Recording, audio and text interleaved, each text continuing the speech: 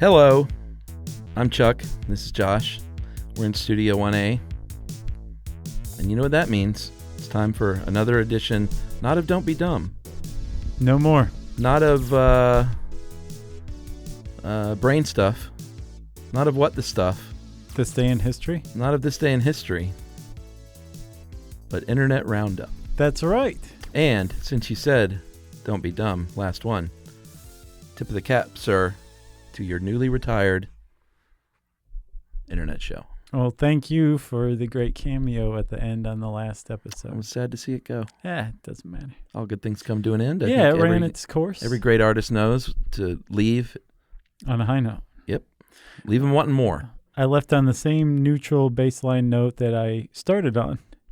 Well, if neutral baseline, you mean a lot of people love it and a lot of people don't get it, then you're correct. It was fairly polarizing, which made it fun. I think that means you're doing something right. Thank you. So here at Internet Roundup, we round up the internet and discuss the goings-on online.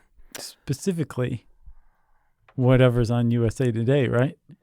Which, by the way, Chuck... Is this from USA Today? I believe it's Gannett that owns USA Today. Okay. And if you'll notice, you also sent another one from the Detroit Free Press. And they look the same, didn't they? Both of them have the buggiest website on the planet. I noticed some annoying pop-up ads. Oh, man, like it just crashed everything. Yeah.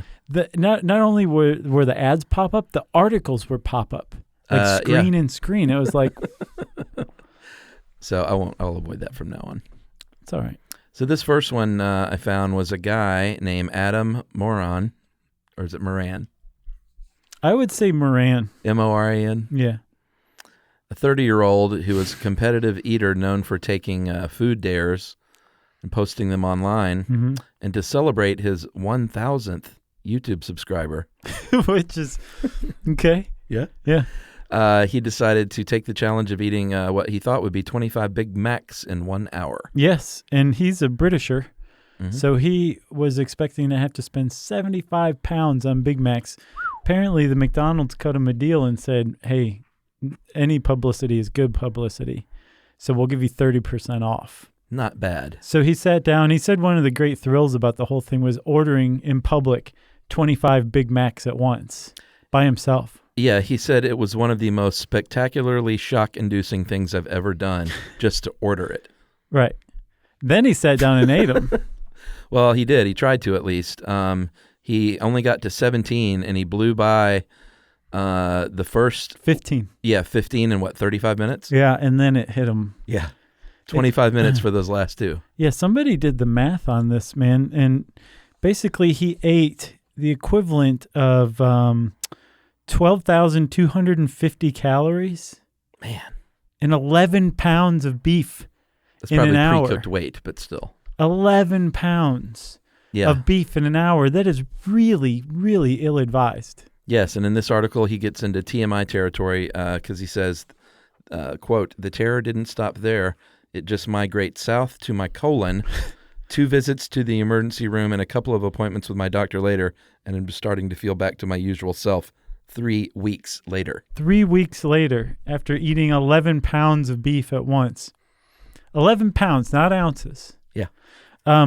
Even on YouTube, that's a bad idea. Even as a YouTube dare. Even to celebrate your 1,000th subscriber, which makes him a superstar on YouTube. Right, it does. So the good news for him, for Mr. Moran, that's what we agreed on, right? Sure. Mr. Moran, he actually set a record, as far as anybody knows. Apparently, the former record was like 12 in an hour. Blew by it. He ate 17, so... Not bad. I could see that sticking around for a while. What's hilarious is he ate 15 in 35 minutes, and then the last 2 in another 25 minutes. I bet the footage of the last 2 was not fun. Yeah. And what was also weird is that he washed it down with ice cream. Seems... dumb. Seems counterintuitive, and his last quote was, quote, "Eating 17 Big Macs isn't a good idea. It's not big. It's not clever. Even if it is an impressive feat of intestinal fortitude." He had to get that one little humble brag in there. Yeah, it's still pretty good. So that's something that happened. Here's something else that happened. In the city of Baltimore, Maryland, U.S. of A., North America, Northern Hemisphere, Earth, it's a city. Mm-hmm. and they have a little device called a Stingray. Yeah. It's about a suitcase-sized device that is a very mysterious device. Even USA Today can't get to the bottom of this thing. Nope. But basically, what they can gather is it's a suitcase-sized device that mimics a cell phone tower. And you throw it around in the back of an unmarked van, and you can get all of the same information that any cell phone tower has just by being near people who have cell phones in their possession. Yeah. And the Baltimore police, this is an FBI terrorist tracking device, and the Baltimore police, apparently among at least 53 other police departments in the United States, use it for any kind of crime you can possibly imagine, from smallest to largest. Yeah, I think one of the cases that they got was a husband who took his wife's cell phone in a fight and said, "You're not going to talk to me, then you can't talk to anyone." So they used this $400,000 Stingray to track his wife's phone back to her possession because he had given it back to her. Yeah. So they used this thing 4,300 times at least from 2007 to 2015. Yeah, that's just Baltimore. This is a recent one, right? Yeah. That's just Baltimore. And in about half of those cases, the charges were dropped. And one of those cases was actually, I believe, a kidnapping. Oh, yeah? A kidnapping for ransom. A man kidnapped his girlfriend's 2 kids, held them for ransom. He wanted half of her tax return.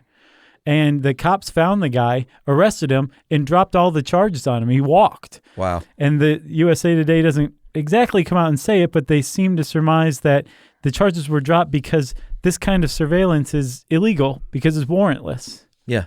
And this is how they're catching people. So if you're catching people and then also all of the evidence that comes along with catching them using illegal means, then the prosecutor is going to be like, I can't do anything about this. Well, basically, don't they have to sign a non-disclosure with the company that makes the Stingray? No, with the FBI. Oh, with the FBI. Yes. To begin with. Yes. So they won't even tell the prosecutors that they use these things to catch the bad guys. This thing is so secretive. Yeah, or if prosecutors know about it, they will forego that evidence because they know that it just means trouble. Yeah. So it sounds like it can be a decent tool for, terrorist tracking. Sure. But not for, I'm annoyed with my wife. I don't know if it's the best use of money and time. Yeah. It's like a constitutional crisis in the back of an unmarked van, just driving around. Yeah, for $400,000 is what these things cost. So Stingrays, we should do like a whole episode on those. Yeah, I'd never heard of them before. And apparently they can't see the content, like they can't see the text you're typing or listen in on you. No, but it's that metadata stuff. Yeah, exactly. That's been shown time and time and time again as being even more intrusive.